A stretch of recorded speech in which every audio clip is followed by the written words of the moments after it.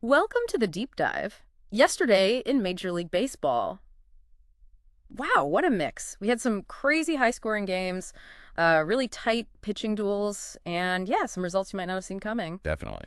From dramatic comebacks late in the game to just dominant performances on the mound, I mean, the Diamond gave us plenty to talk about. For sure. And that's exactly what we're going to do today. We're diving deep into what happened on the field, pulling from, our analysis, game summaries, team performance notes, all that good stuff. Right. Our mission really is to pull out the key insights, help you understand what happened, why it actually matters, and maybe what we can learn about how this game works. Dynamics. Exactly.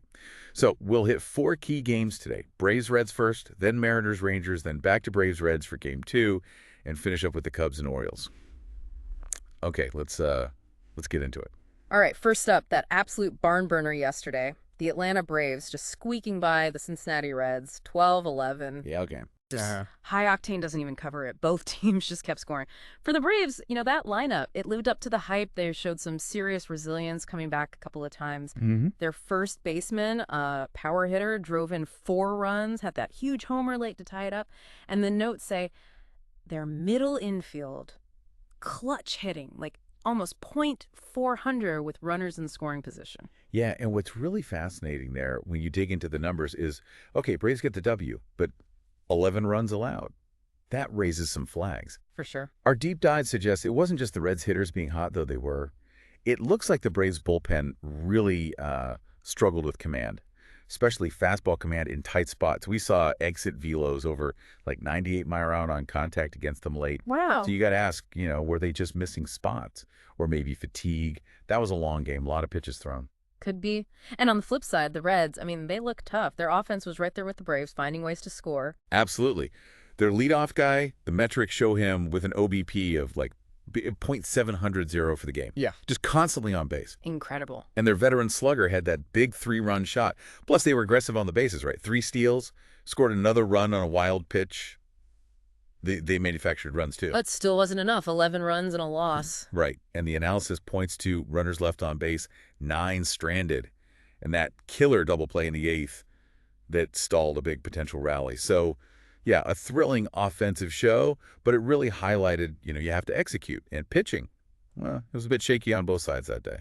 Okay, so from that run fest, let's pivot hard. The next game we looked at, Texas Rangers versus Seattle Mariners. Totally different story. Night and day. Pitching just took over here.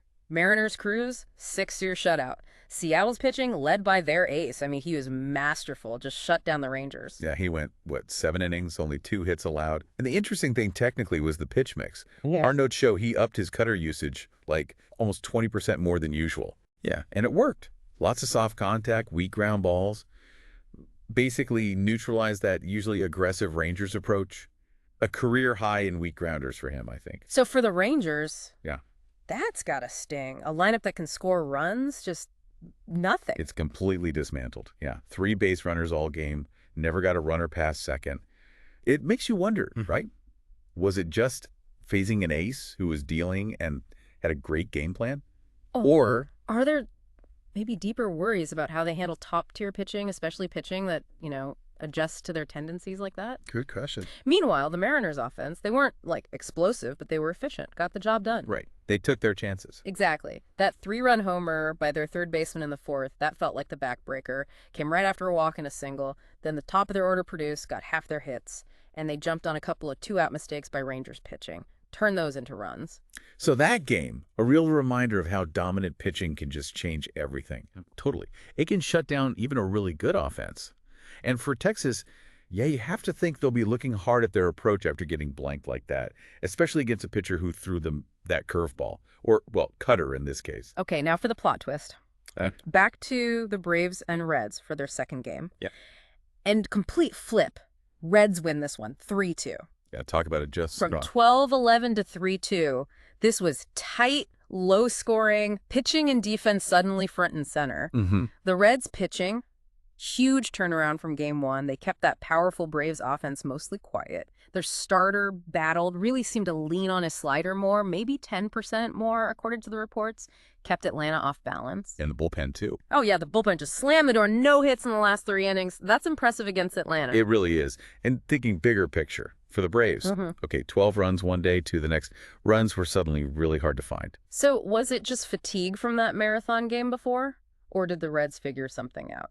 Well, our analysis suggests the Reds definitely made adjustments. They seem to attack the Braves hitters differently, maybe exploiting that tendency against off-speed stuff they saw so much of in Game 1. It felt more strategic than just Braves fatigue. Makes sense. And the Reds' offense in this one didn't need much, but they were opportunistic. Exactly. That winning run came on a sac fly, right? Just good situational hitting. Manufactured a run when hits were scarce. And didn't they score earlier on an error, too? They did, yeah. Hit? Capitalized on a rare mistake by the Braves shortstop. So this game, it just hammered home how critical pitching and defense are in those close ones. Every run feels massive. Right. For the Braves, it's a bit of a reality check, maybe. Shows that even the best offenses can be inconsistent. Raises questions about performing back-to-back, especially when the other team adjusts quickly. But that split definitely makes their next series interesting, sets up a good rivalry feel. For sure. It suggests these teams are pretty evenly matched, despite the different game styles. All right, final game on our list today. A classic pitcher's duel. Baltimore Orioles and the Chicago Cubs. Cubs take it. 1-0. Just a fantastic pitching matchup.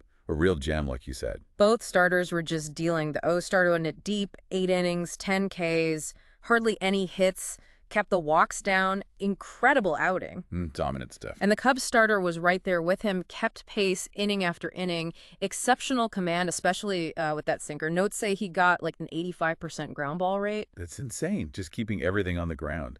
So yeah, runs were basically impossible to come by. And in games like that, it always feels like it comes down to one tiny thing. Exactly. One mistake, one clutch hit, maybe a little bit of luck. And here, the Cubs found a way to scratch out that single run. What was it, bottom of the 7th? Yeah, I think so. And our sources say it was a hit and run that worked perfectly. Runner got a great jump, single deflected just past the infielder. Runner takes third, then they score him on a sac bunt. Wow, small ball wins it. Not a homer, just execution. Right. Textbook execution in a game where that's all you needed. But for the Orioles, man, your starter pitches that well. And you give him 0 run support. Ouch. Yeah, the offense just couldn't string anything together, couldn't put any real pressure on the Cubs starter. So does that point to maybe a deeper issue for them? Producing runs in these super tight, low-scoring games, especially against guys who induce weak contact like that. It's a fair question. This game was it was beautiful baseball if you love pitching. Yeah. Every pitch felt huge. One run is the difference. For the Cubs, great win. Shows they can win ugly, win tight games. Versatility. Exactly. Yeah. For the Orioles, though, that's a tough one to lose. Pitching did its job and then some, but the bats were silent. So wrapping this all up, looking at yesterday's games, what are the big takeaways? What does it tell us about these teams moving forward? It really was a fascinating snapshot. It really was. If we synthesize it, okay, the Braves, offense is legit, obviously. But that bullpen command, consistency, that might be something they need to shore up for the long haul. Right. The Reds, sure they can hang offensively with anyone, but they need that pitching consistency, especially the ability to adjust game to game like they did in Game 2. That's key for them. Okay, Mariners. Yeah. That dominant pitching. Wow.